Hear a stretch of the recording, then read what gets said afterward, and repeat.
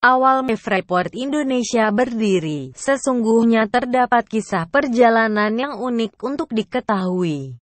Pada tahun-tahun 1904 sampai tahun 1905 suatu lembaga swasta dari Belanda Koninklijke Nederlandse Aardrijkskundig Genootschap (KNAG), yakni Lembaga Geografi Kerajaan Belanda, menyelenggarakan suatu ekspedisi ke Papua Barat Daya yang tujuan utamanya adalah mengunjungi pegunungan salju yang konon kabarnya ada di tanah Papua.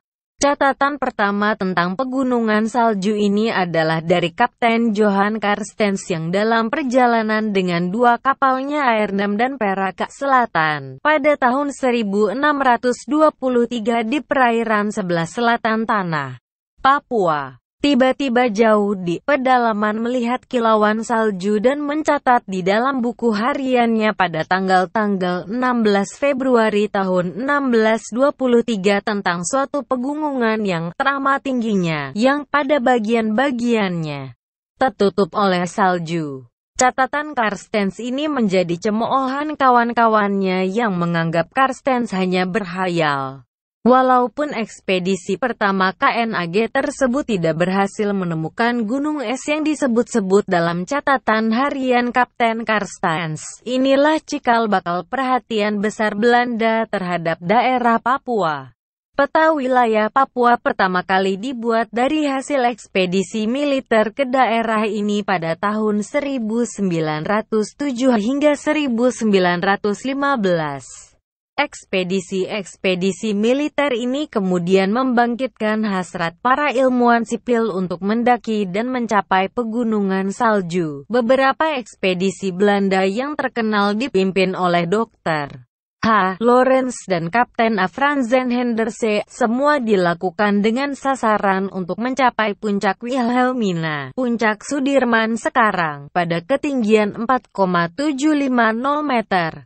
Nama Lorentz belakangan diabadikan untuk nama Taman Nasional Lorentz di wilayah suku Asmat di pantai selatan. Pada pertengahan tahun 1930, dua pemuda Belanda Coligen dan Dozy, keduanya adalah pegawai perusahaan minyak NNGPM yang merencanakan pelaksanaan cita-cita mereka untuk mencapai puncak Carstens. Petualangan mereka kemudian menjadi langkah pertama bagi pembukaan pertambangan di tanah Papua 40 tahun kemudian, pada tahun 1936. Jean-Jacques Dozy menemukan cadangan erzberg atau disebut Gunung Biji, lalu data mengenai batuan ini dibawa ke Belanda. Setelah sekian lama bertemulah seorang Januari van Gerwisen, managing direktor perusahaan Osma Capit, yang mengeksploitasi batu bara di Kalimantan Timur dan Sulawesi Tenggara dengan kawan lamanya Forbes Wilson, seorang kepala eksplorasi pada perusahaan Freeport Sulphur Company yang operasi utamanya ketika itu adalah menambang belerang di bawah dasar laut. Kemudian Van Gerwisen berhasil meyakinkan Wilson untuk mendanai ekspedisi ke Gunung Biji serta mengambil contoh bebatuan dan menganalisisnya serta melakukan penilaian. Pada awal periode pemerintahan Soeharto, pemerintah mengambil kebijakan untuk segera melakukan berbagai langkah nyata demi meningkatkan pembangunan ekonomi. Namun dengan kondisi ekonomi nasional yang terbatas setelah penggantian kekuasaan, pemerintah segera mengambil langkah strategis dengan mengeluarkan Undang-Undang Modal Asing (UU Nomor 1 Tahun 1967). Pimpinan tertinggi Freeport pada masa itu yang bernama Langben Williams melihat peluang untuk meneruskan proyek erzberg.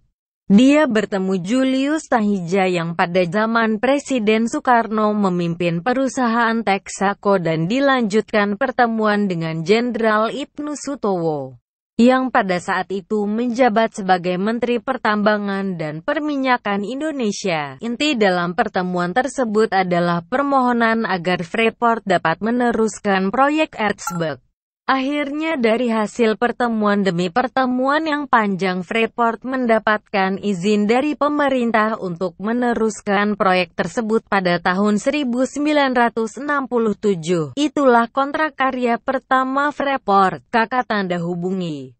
Kontrak karya tersebut merupakan bahan promosi yang dibawa Julius Tahija untuk memperkenalkan Indonesia ke luar negeri, dan misi pertamanya adalah mempromosikan kebijakan penanaman modal asing ke Australia. Sebelum 1967 wilayah Timika adalah hutan belantara. Pada awal Freeport mulai beroperasi, banyak penduduk yang pada awalnya berpencar-pencar mulai masuk ke wilayah sekitar tambang Freeport sehingga pertumbuhan penduduk di Timika meningkat. Tahun 1970 pemerintah dan Freeport secara bersama penduduk yang layak di Jalan Kamuki. Kemudian dibangun juga perumahan penduduk di sekitar selatan bandar udara yang sekarang menjadi kota Timika. Pada 1971 Freeport membangun bandar udara Timika dan pusat perbekalan. Kemudian juga membangun jalan-jalan utama sebagai akses ke tambang dan juga jalan-jalan di daerah terpencil sebagai akses ke desa-desa. Tahun 1972, Presiden Soeharto menamakan kota yang dibangun secara bertahap oleh Freeport tersebut dengan nama Tembagapura. Pada tahun 1973 Freeport menunjuk kepala perwakilannya untuk Indonesia sekaligus sebagai Presiden Direktur pertama Freeport Indonesia adalah Ali Budiarjo, yang mempunyai latar belakang pernah menjabat Sekretaris Pertahanan dan Direktur Pembangunan Nasional pada tahun 1950-an. Suami dari Miriam Budiarjo yang juga berperan dalam beberapa perundingan kemerdekaan Indonesia sebagai Sekretaris Delegasi Perundingan Linggarjati dan anggota delegasi dalam Perjanjian Renville.